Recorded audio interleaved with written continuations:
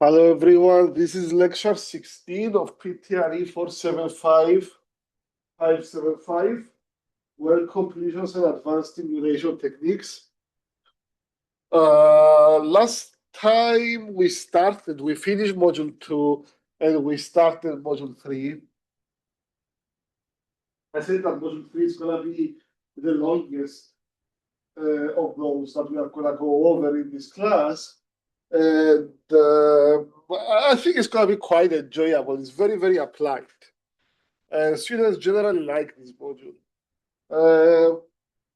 Yeah, I don't remember if there is. We have a little bit of time until homework. Until homework 4, or sorry, homework 3. But yeah, then homework 4 and 5 would be for later on other modules. But yeah, we have another midterm coming up, and then we have the final and the term paper. I'm still waiting for most of the students to let me know what topics they want to explore for their term paper. Feel free to email me. Anyway, so last time we went through historical and other basic features of hydraulic fracturing. We talked about everything started in the 1800s, about at the same time that oil was discovered in the US. They soon realized that the production from a well can be stimulated by using explosives, mainly torpedoes, or just normal explosives. This is what they did back in the 19th century. Then, towards the end of the 19th century, people started talking about horizontal drilling, but or a lateral arm to a well, when they understood how reservoir rocks are being configured, etc., etc. But the real first horizontal well was drilled in 1929. Then in 1947, it was the first hydraulic fracture treatment where fluid was truly used. So that was the palm in Kansas. And then in 1949, it was the first commercial treatment. Around that time, it was the first publications coming out on hydraulic fracturing. And then 1982, George Mitchell, who we said is a very, very important guy, he's the father of the shale revolution of the US. He was the one who conceived the idea that he can combine two existing technologies to unlock remaining resources, vast resources, by drilling straight through the source rock and producing from there. It took him a while to perfect it. And we said that I would put my money that George Mitchell is probably the most important person in the history that held a petroleum engineering degree. There is another individual called Kalus Kulpengian.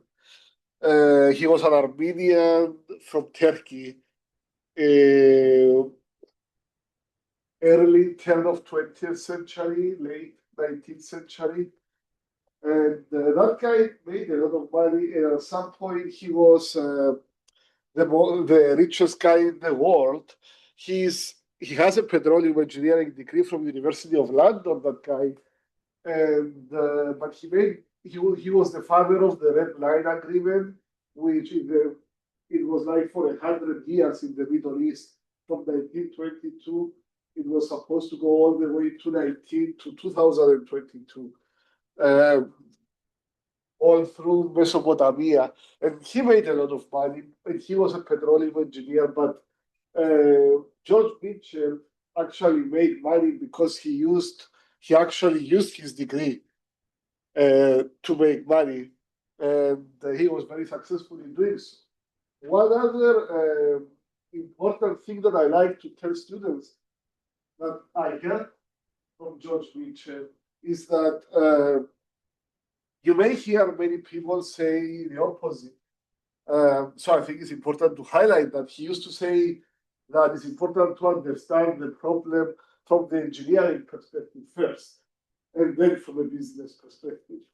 And I heard a lot of people saying the opposite, like they say focus on the business and then the engineering will follow.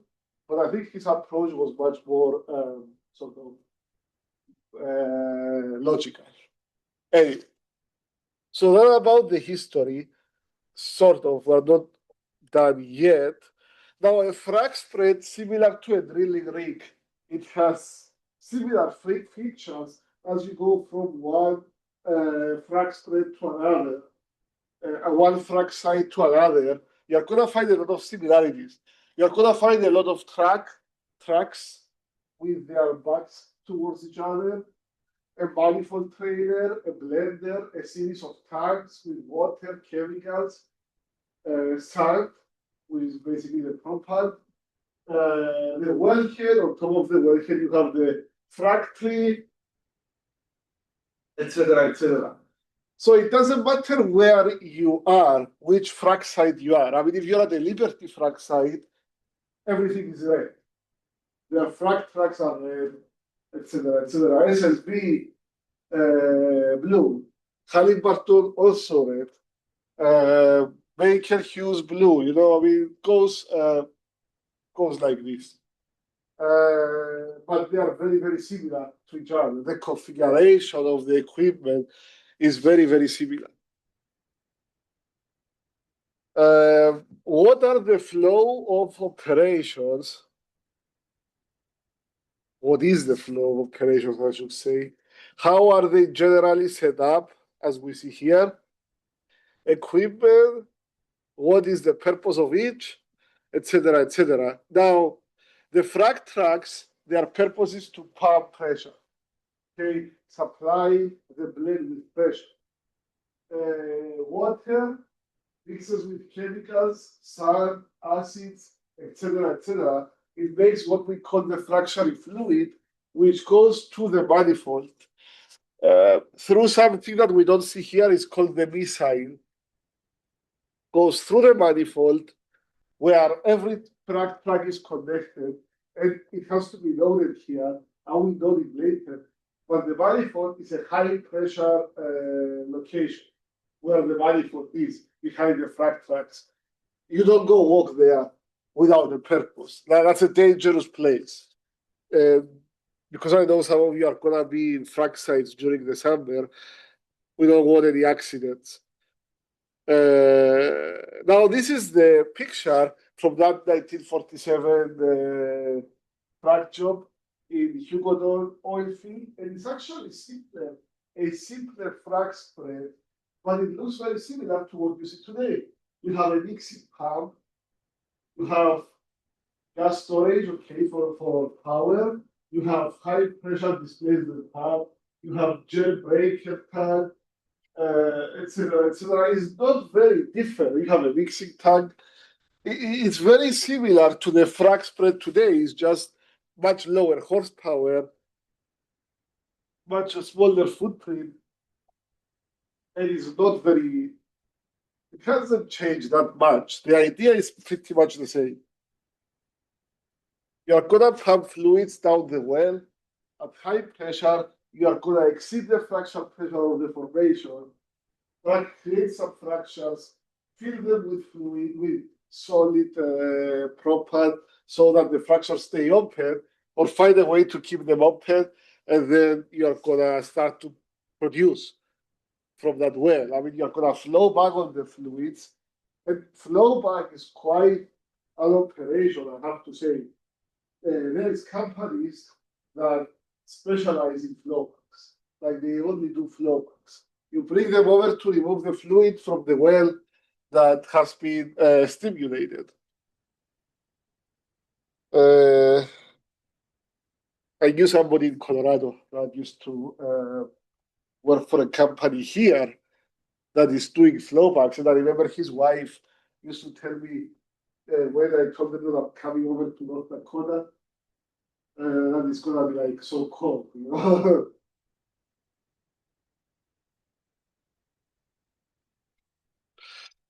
Now, modern day operations, let's see. We have what we call SIMOP, simultaneous operations.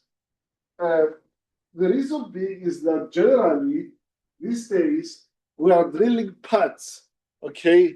And the way the pads are drilled is that you have a rig.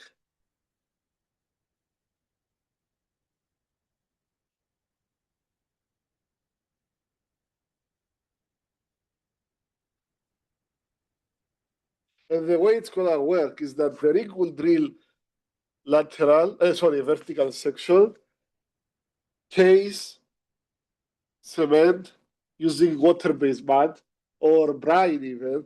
Sometimes they are gonna use just without cleaning. They are gonna bypass the shale shakers, etc. They will just recycle. Okay, drill the vertical section, and then there is a small window in time, like 12 hours, where what we are gonna do is gonna be called walking the rig. We are gonna move slowly the rig, like a few feet away, to a different wellhead, and drill another vertical. Case cement. Then walk the rig again, drill another vertical.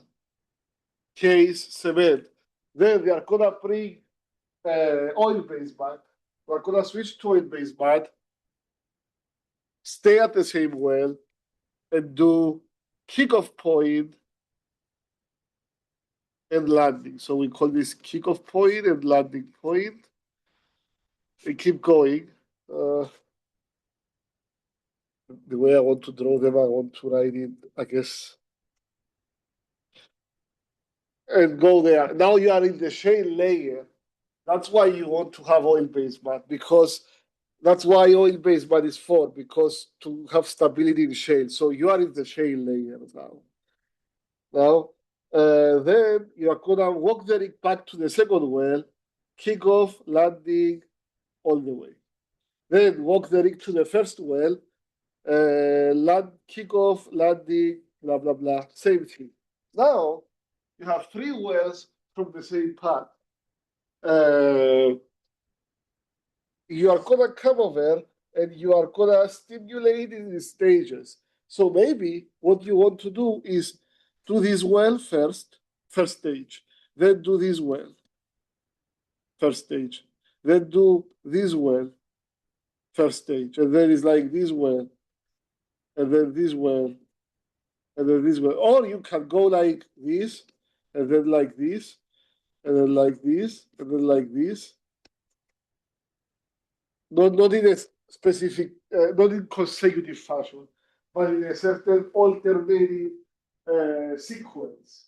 Um, this is called the Texas, one variation of the Texas two-step technique. We're going to talk about it later in this module. But this is done with multiple wells. The Texas two-step was invented for one well. Instead of going stage 1, 2, 3, 4 from the toe to the heel, then you go like stage 1, stage 3, then stage 2, then stage 5, and then stage 4. The reason being is that the way the stresses, you give more time to the stresses to reorganize and reconfigure before you go to that stage to stimulate. So the fractures that you do on the secondary stages and the tertiary stages, frac stages, are gonna be more favorably grown. It was a student, PhD student, a French PhD student from University of Texas that did that in 2011 or 12. And then he went to work at ConocoPhillips. And last time I heard of him, because he was there when I was an undergrad, but we didn't have much communication. whatsoever. So last time I heard from him is that I heard of him is that he's still with ConocoPhillips, but he's doing work on economics now. But very, very smart idea to go a certain way. But what I'm talking about here is the CMOP, simultaneous operations. You want to stimulate multiple wells at the same time, just like you are drilling multiple wells at the same time from a pad. And pad drilling, you'll generally find, and pad stimulation, you're generally going to find in places that are well into their development phase. That is, I know this area very well. The operators know this area very well.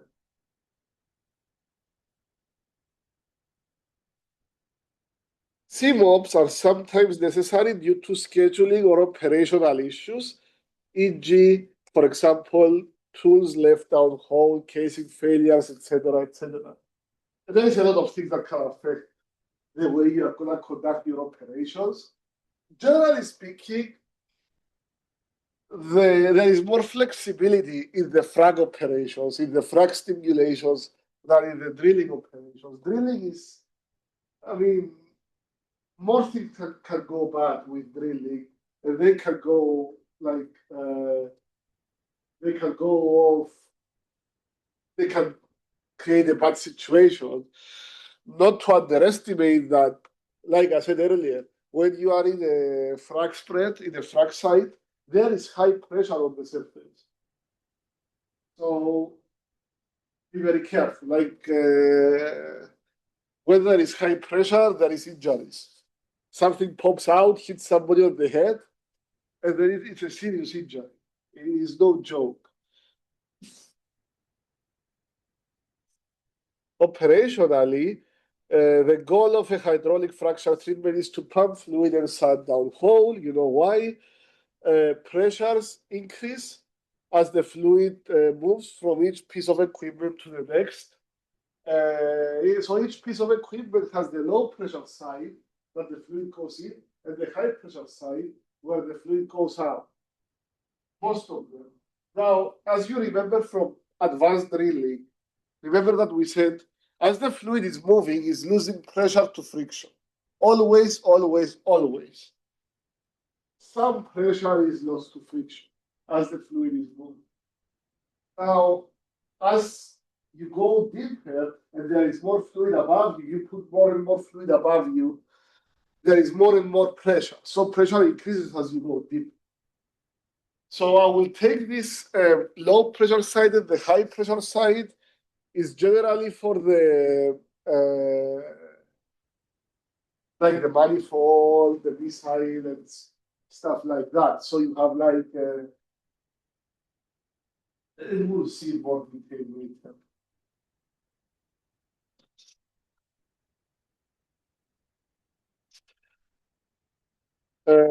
Pressure at the working tanks is atmospheric. The tanks are open to the atmosphere, plus hydrostatic. The deeper you go, there is more fluid above you.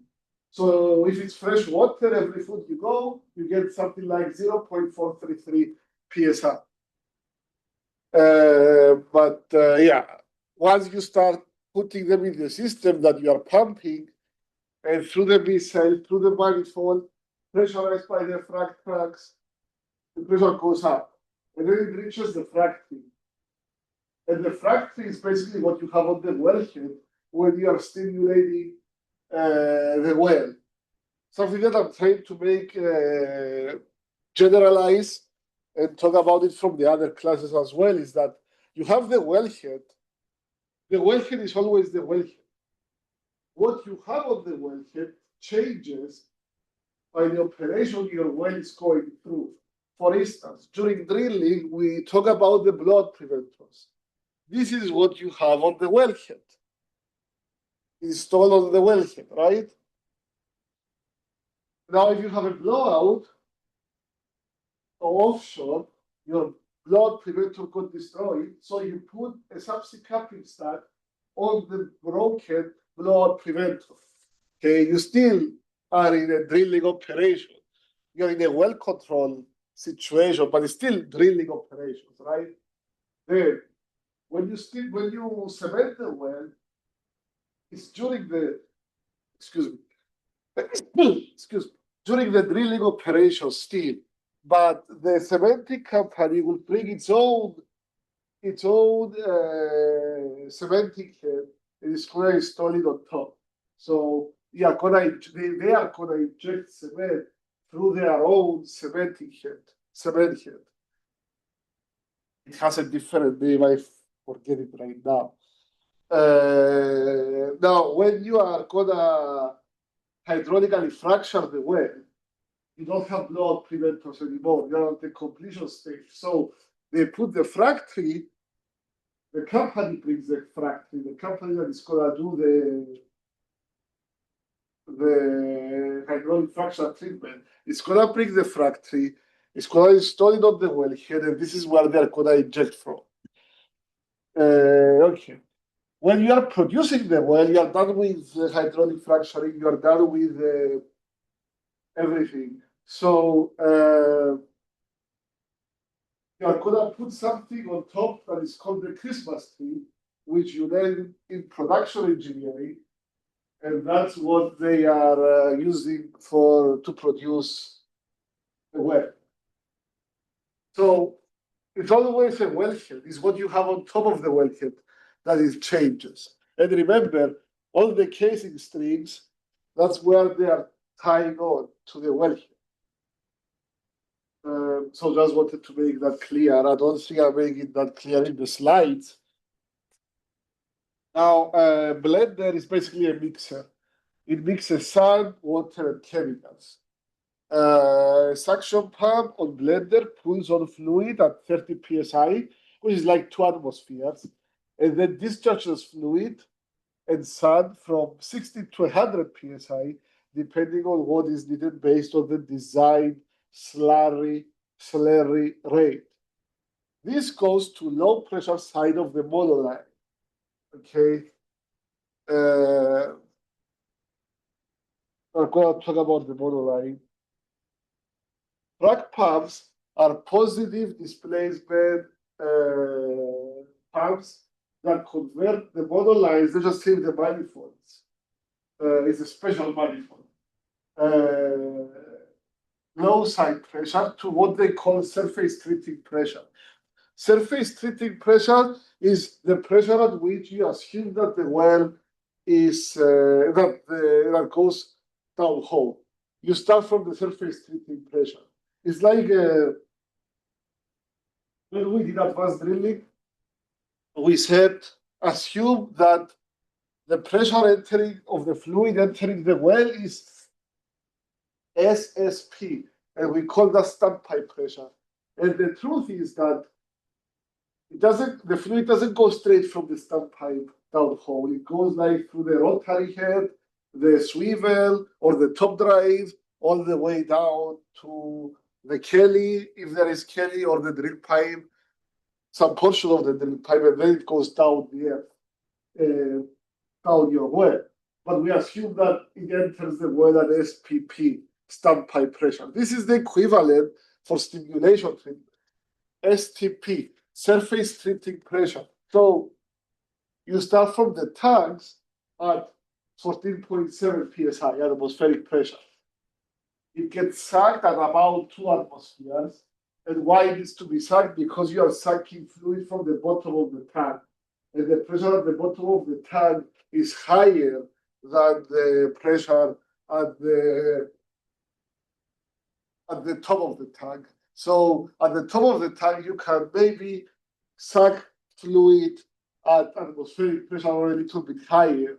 But at the bottom of the tank, you need higher pressure because the fluid that you are trying to suck is at higher pressure. So that's why the 30 psi. The blender discharges at about 60 to 100 psi, which is not little. It's not little. That's like 6 atmospheres.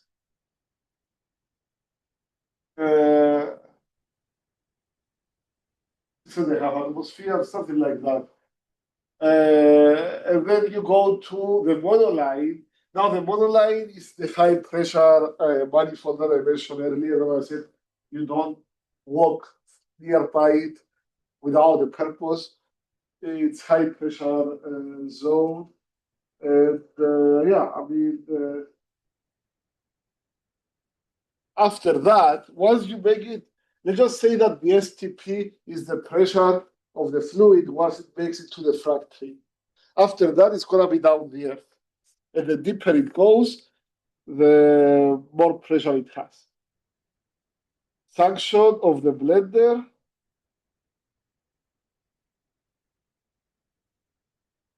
Now that's the back of a frac track. The thing with the frac tracks is it's a lot of tracks that you need to back close to the monoline so that they are all pumping at the same time.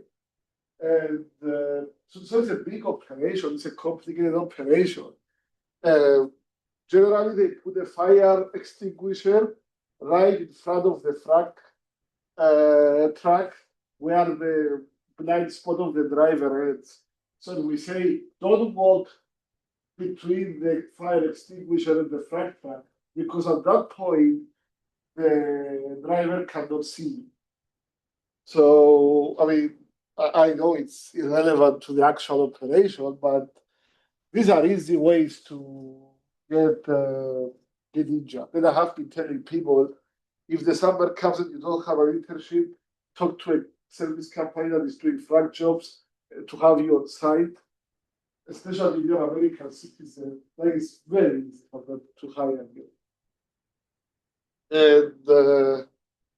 And you are not going to be dealing with stupid people. These are smart people. And that's their job, basically.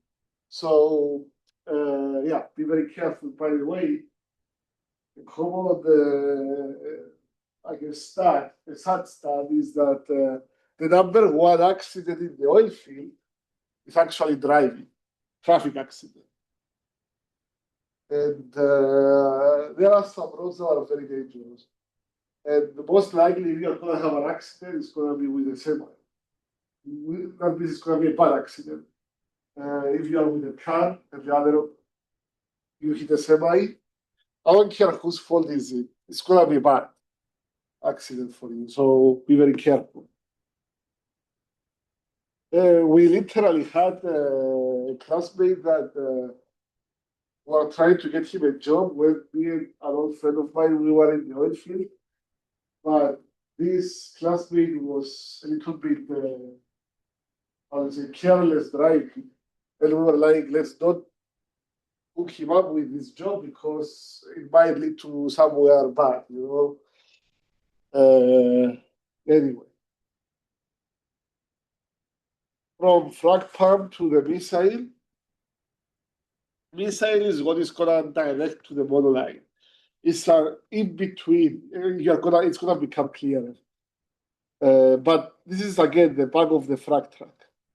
You see here frag track. You see the mouse frag track, and here you see frag tracks. Tags.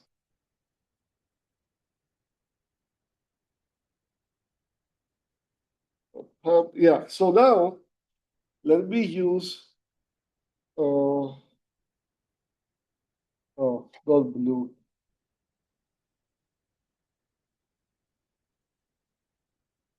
Yellow. This is the missile.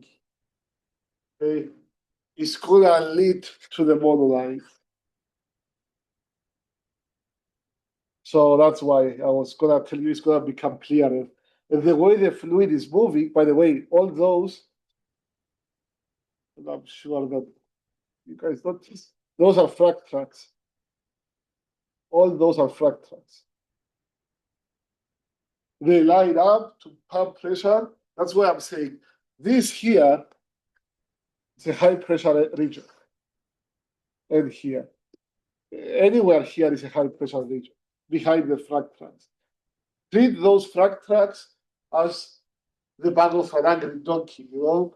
It can kick at any time. And people lost their eyes by getting kicked with by donkey, so or like a cow or an animal. So this is how careful you guys need to be. This is how it looks like. You see the missile to the monolith and the fluid. Oops, I think I have it. There you go. That's how the fluid is moving. I added the arrow in my first time teaching this class. There were some questions by the students. How does the fluid move? And I was like, let me make it clear. Now, I don't know if I put the arrow on this. There you go. That's how the fluid moves from the missile to the monolith. And of course, as it's moving, it doesn't just it gains pressure from the frac pumps, but it also loses pressure to friction. But it loses less pressure to friction than what it's gaining.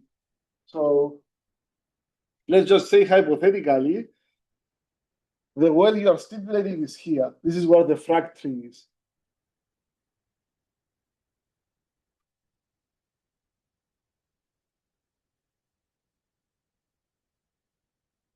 That's your frac tree.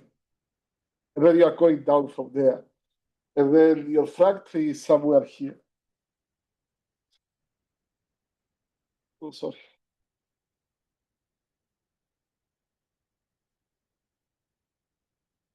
Somewhere here. Or like to the low bottom left side of the screen. Okay, so how does the frac tree looks like? Very similar to any well here. Just remember something, very similar to a BOP, very similar to, it has valves, it has flowback valves is where the fluid is gonna come out. Pump down valves is where the fluid is gonna go in. If you notice, there is a difference in the size of the tubing, if I can say piping on each side. The pump down valves is gonna be at a higher pressure. You are gonna inject down hole at a higher pressure than what you are producing out of the hole. Similar to the kill line and the choke line of the BOP, same thing. Same thing. Goat head looks like a goat. Swab valve is like the master valve. Three cup, hammer union. I mean, all those are fairly valves, etc., etc. Remember that during hydraulic fracturing is the highest pressure that the well will most likely encounter in its lifetime. So that's the highest pressure the well will have to endure. The wellbore architecture will have to endure. The only exception to that is some like freak scenarios where I had a blowout, I was discharging very, very fast, and then I shut the well very abruptly, and the pressure shot up very fast, and momentarily I had a much higher pressure. That's like example, exception, freak scenarios. It's likely that it's not the case. But during a fracture treatment, intentionally, I would put the well under tremendous pressure. And it's the highest pressure the well will ever reach. So that frac tree should be able to handle a lot of pressure, right? More than the Christmas tree, for instance, for sure.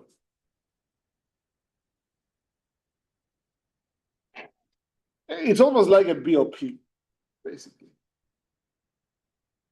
Now, high pressures. Okay, what happens if the pressure moves up higher than what you want to?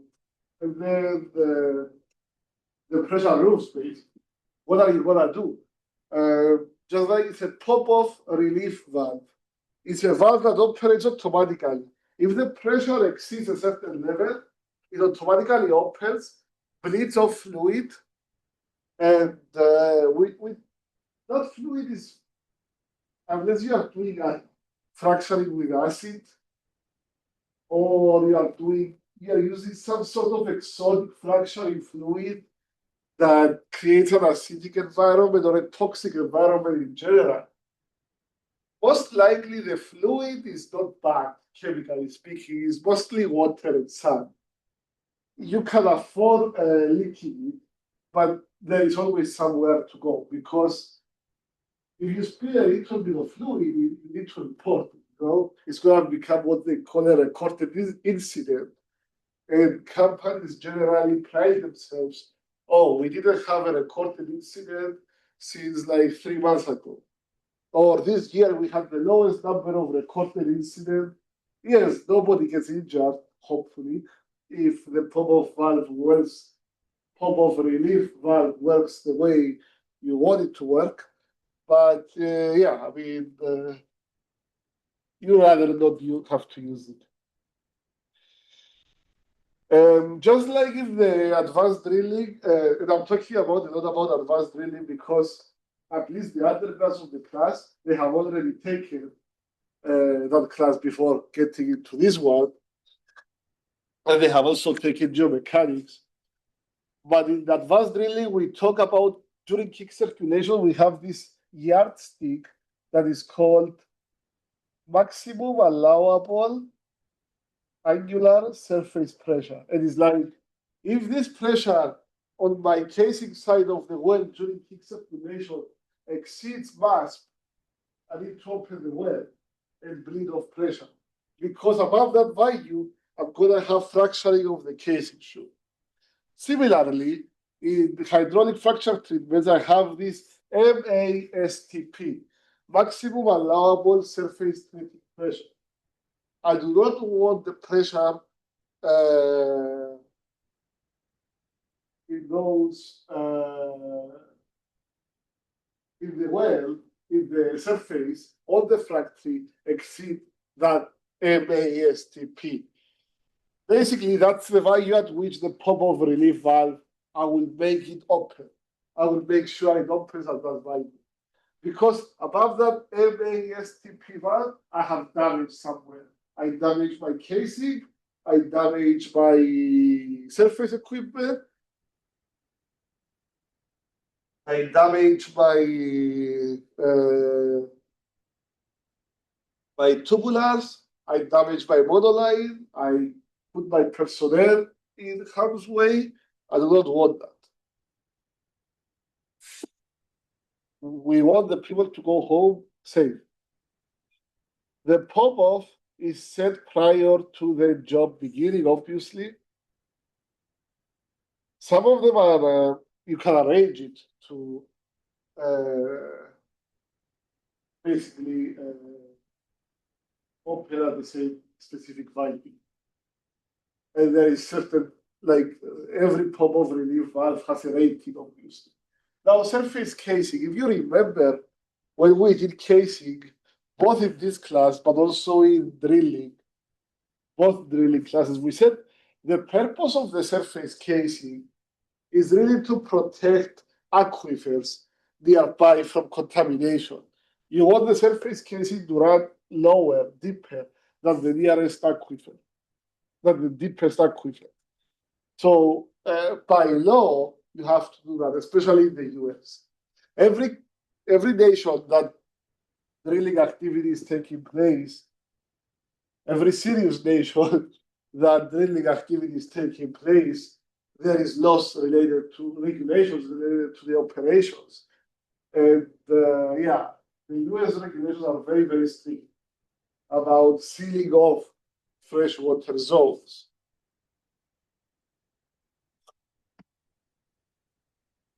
Is the same way as STP is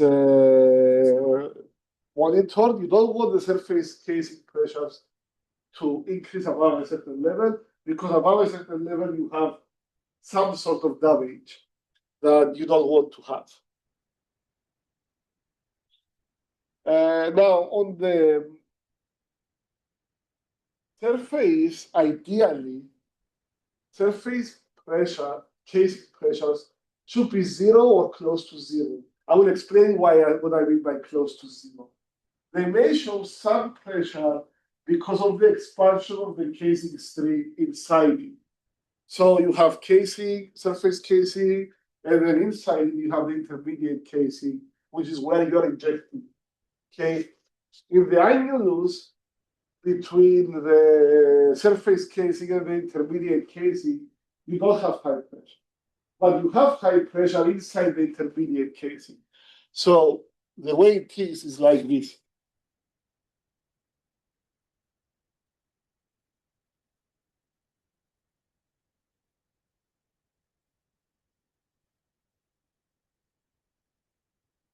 Surface casing, okay?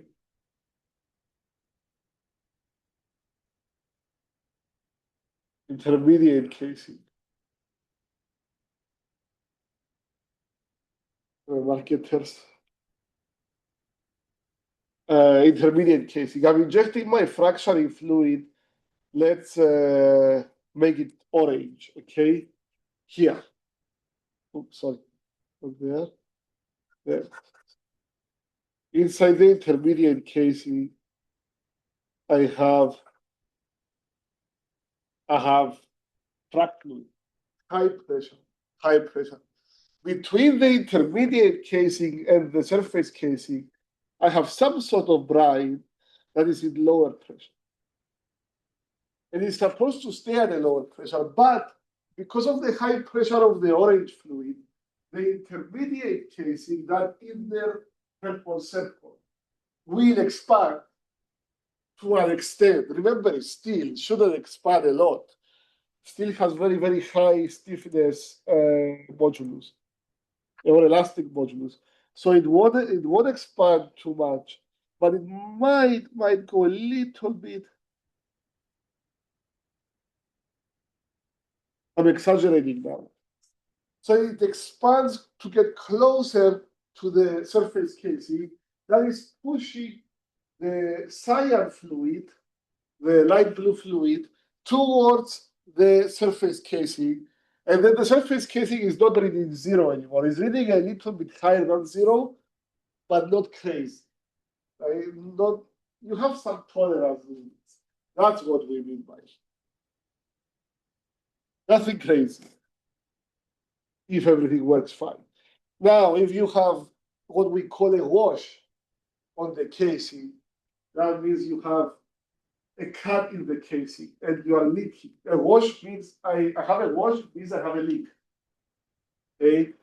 From the intermediate casing. Even though I'm pumping at a very high pressure, I'm leaking into the intermediate casing, to the angles between the intermediate casing and the surface casing. So I'm increasing the pressure there of that cyan. That orange fluid is getting with the cyan fluid, and it becomes higher and higher pressure. And then I'm registering more and more pressure on the surface casing. It's no longer zero, and it's not a small number.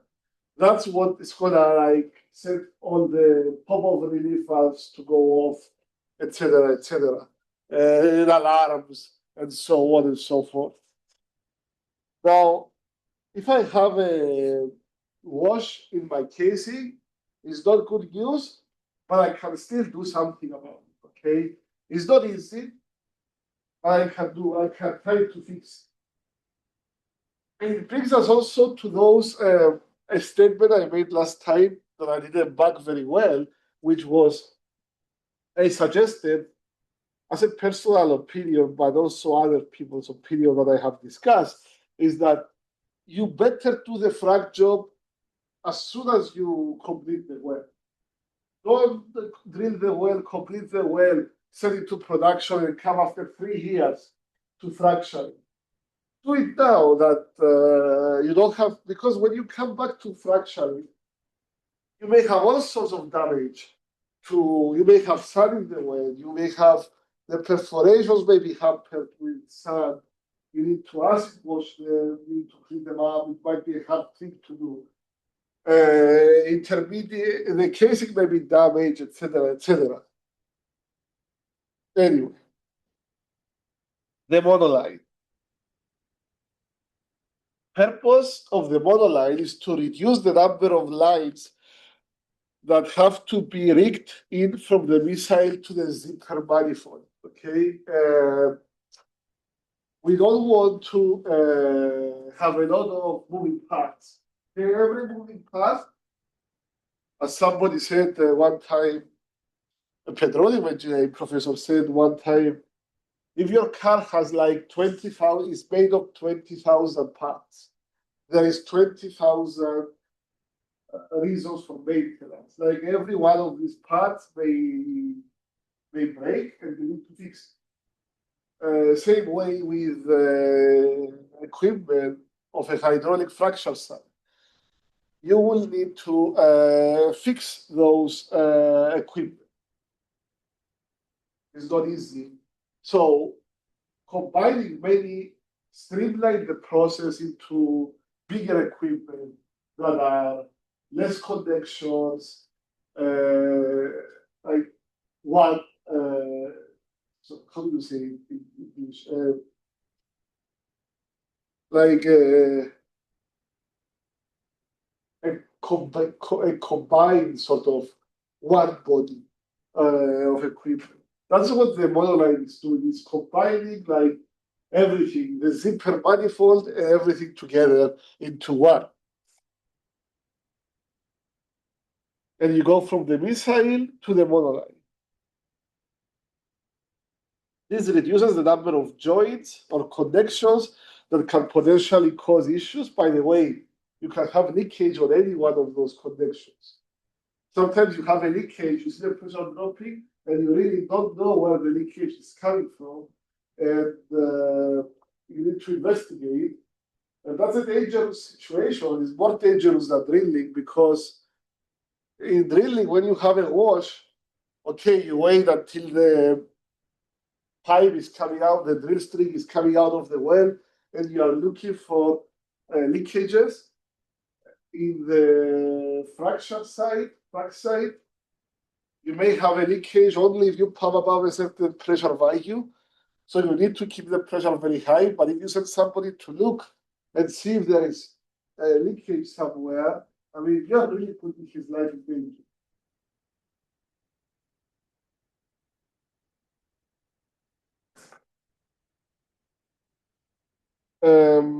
Also, it saves you time because the rigging up of the monoline happens before the crew arrives.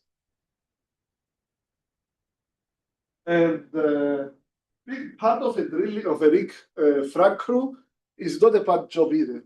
I remember, well, I don't want to name the company, but and it's not like I'm not going to say anything negative about the company. Is that one time I was at a hotel in Midland because the temperature of the rig got very high. The temperatures got very high. It was August, and they had to stop the drilling. Somebody passed out. A roughneck passed out on the rig floor, so they put us all in a hotel. And okay, the hotel wasn't amazing. It smelled like oil-based bath everywhere, but it was like heaven compared to the living quarters. There was a frac crew there, and I think the frac crew is that company really has the frac crew pretty well. We were thinking that they have it better than us. Although I think we are making more money than them. The monoline can create issues and usually requires isolation valves in the line. These will have to all be aligned before operation. So you need to align all the isolation valves and make sure that everything works, the fluid flows as it should properly flow.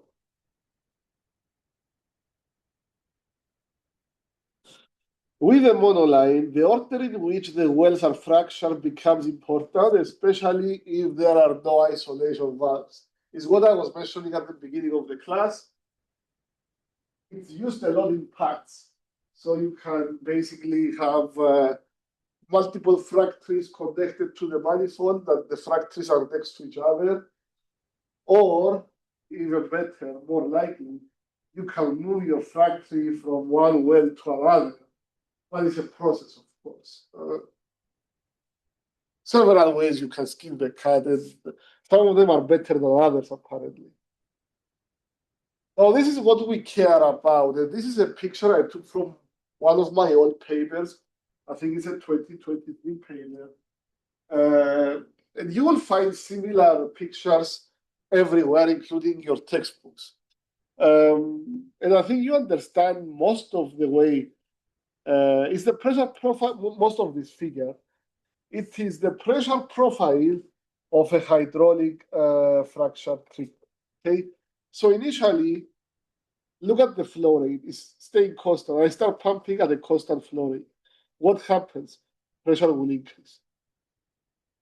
I pump more, pressure increases.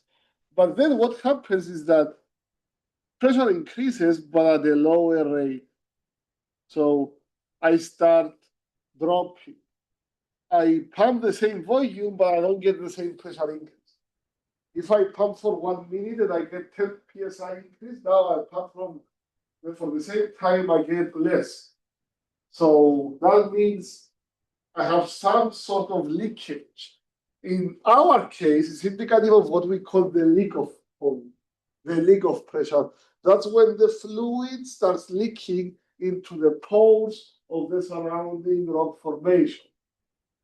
And it's more pronounced in sandstone and carbonate than shale, obviously. But yeah, that happens just before.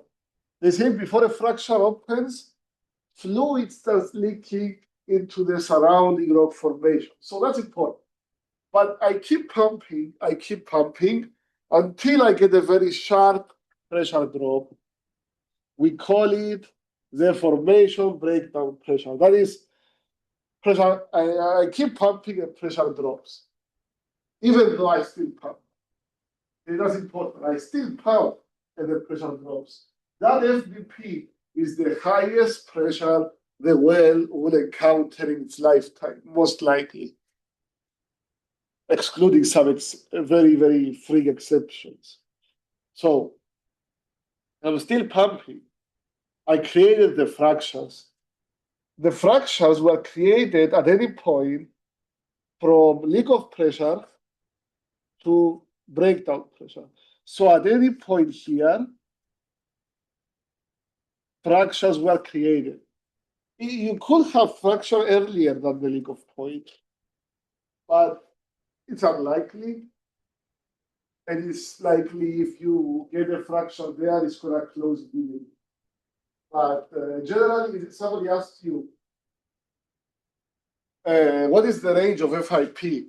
FIP can range from as low as FIP. So FIP is as low as leak of pressure, as high as formation breakdown pressure. The pressure won't go higher than the FBP. Okay, now here is the catch compared to the leak of test. Remember, leak of test, I get to the leak of point and a little bit above that, and then I stop pumping. Now I keep pumping. So I make it to the FBP, the formation breakdown pressure. And then pressure drops, but I keep pumping. Look at the line at the bottom, the dotted line. I keep pumping. So what happens is that I get extension, which call that of those fractures that I created, that I initiated. We call that fracture propagation pressure. Okay? Fracture propagation pressure is generally a little bit higher or more or less the same as the leak of pressure, around the leak of pressure. I would expect it to be a little bit higher, but it's never always the case. And then I keep on, if I keep on pumping, I keep on extending those fractures. And then I do what I do during the leak off, which I stop pumping, pressure drops immediately to a level called ISIP, instantaneous shunting pressure, and then levels off to something we call FCP, formation closure. And this is the profile of a frac stage treatment. You have leak of pressure, formation breakdown pressure, fracture propagation pressure, instantaneous shut-in pressure, fracture closure pressure, and then what I wrote earlier is true. I want you to know this plot very, very well.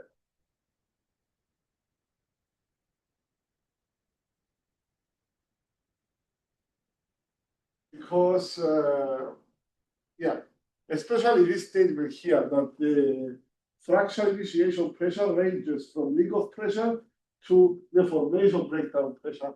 A common misconception is that when a fracture initiates, you will feel it on the surface. You're going to see something on the surface. The truth is that you do not. You're going to feel the leak of pressure, see the pressure dropping, like not increasing at the same rate as before. You are going to certainly feel the formation breakdown pressure. But those are far apart from each other. They are not a small range. It could be a small range, but it's most of the times they are far apart from each other. In fact, virtually all the times are far apart from each other. So you will get between those two fracture points or those two yardsticks, you get fracture initiation.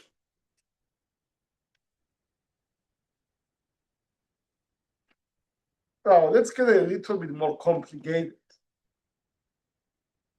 Since you guys are very close to finishing your degrees, let's get a little bit more complicated than what we have been doing so far.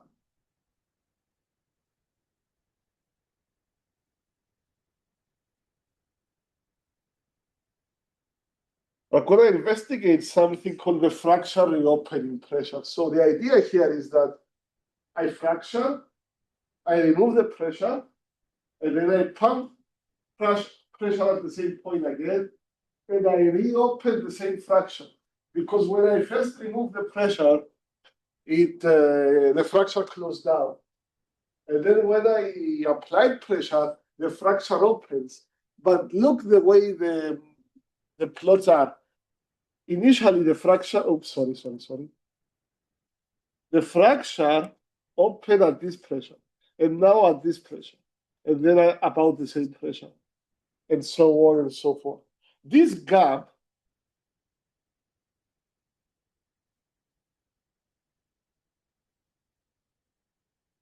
what is this gap, do you think? This gap indicates what we call the tensile strength of the rock, or effectively the tensile strength of the rock. It's present only in the first cycle, because that's when you fracture the rock for the first time. You crack the rock, and then you close the fracture, and then you try to reopen it. The rock is already broken. It's not going to crack again. You're going to reopen a fracture which you already cracked open earlier, and then you close down. So,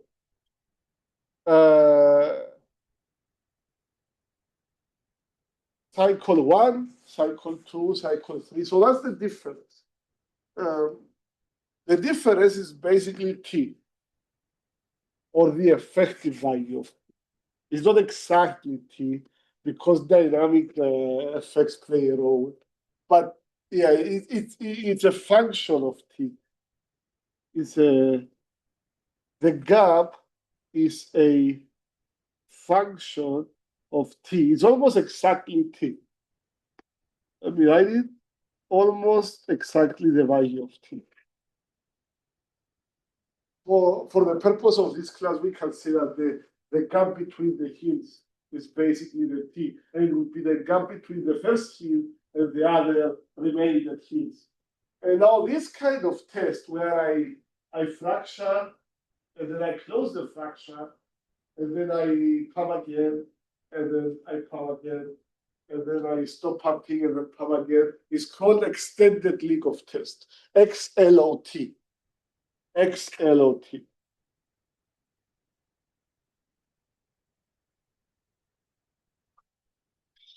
XLOT, extended league of test. Okay, I do multiple cycles.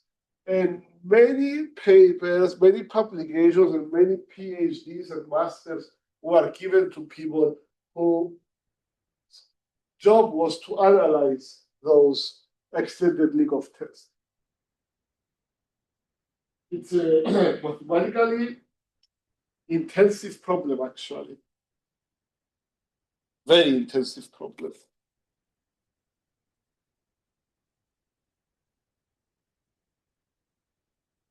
Now, going back, we know the stresses of the Wellbore walls. We spend a lot of time doing those. And these are the stresses at R equals RW for a horizontal well that we said earlier in the first module. And you saw them in geomechanics, I'm sure. So remember that if we are doing a hydraulic a longitudinal fracture, if we are initiating a longitudinal fracture, we are looking at the red. When do you get a longitudinal fracture? When this is true. And when do you get the transverse fracture? Is when this, we look at the blue, is true.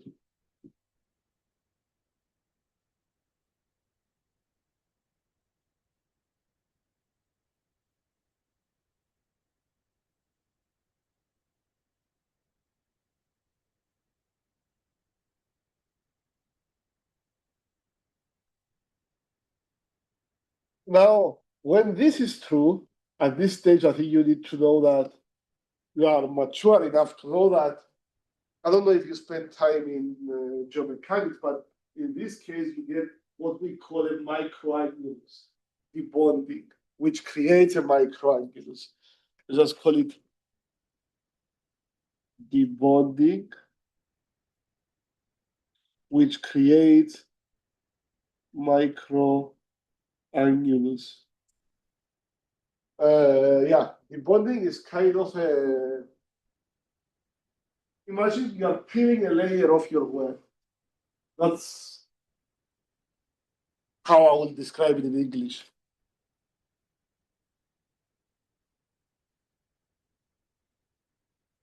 And this is a picture from Zobak's 2007 book.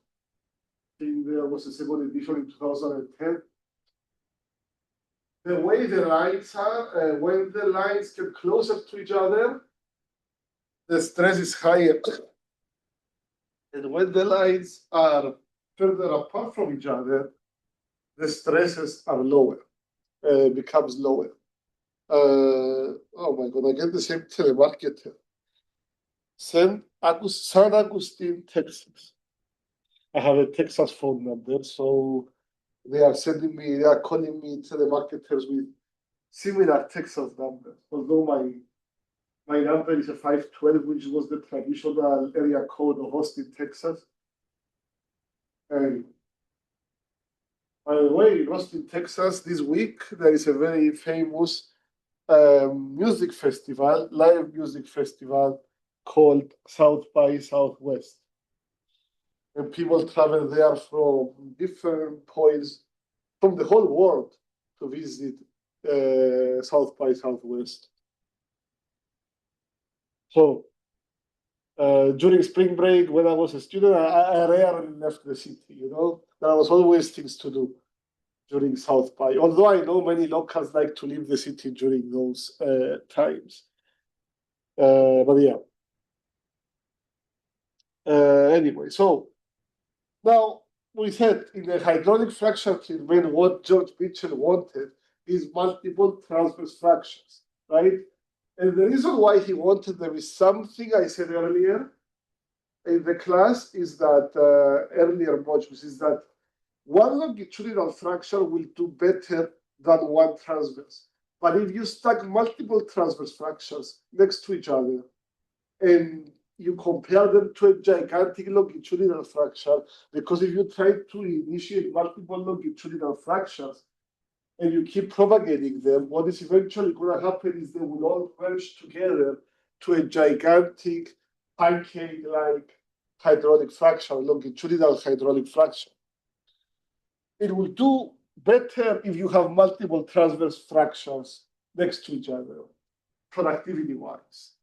So I'm really looking for an expression for the fracture initiation pressure for those transverse fractures. And it's not easy. Why is it not easy? Is that, okay, tell me the expression for initiating longitudinal hydraulic fractures. I come here, I set this, the red equals to minus T, and I set the PW equals to FIP. And I solve for FIP equals boom, boom, boom, okay? And I find the value of FIP. What is it equal? What is it equal? But that's for longitudinal fractions. For transverse fractions, I will have to do the same. I go here, minus T, but then where is the PW in this expression that I need to set equals to FIP? I don't see a PW. So with these expressions, I cannot do it, okay? There is more complex expressions that include PW in the sigma y, in the axial stress, and then I can do it.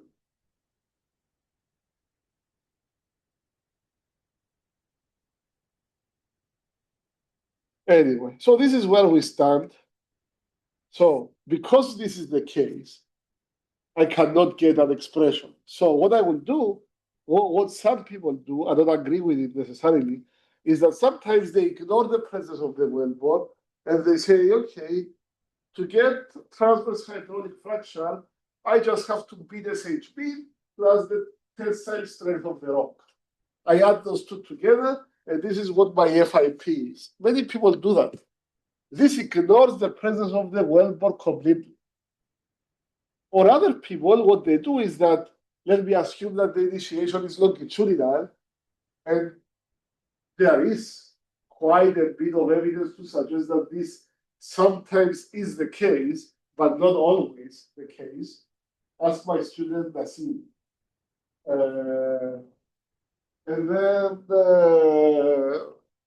then you basically calculate the FIP, but it's really the FIP for longitudinal fracture initiation. In fact, that FIP, this equation that if you come here, if you set that equals to minus T and solve for FIP, this expression is a very famous expression. They call it the Hubbard and Willis expression for fracture initiation pressure. But that is really for a longitudinal fraction. And the expression that is really famous is the one for vertical wells. Because when you drill a vertical well, it's the opposite game. You want longitudinal, you don't want transverse. You want a gigantic longitudinal one.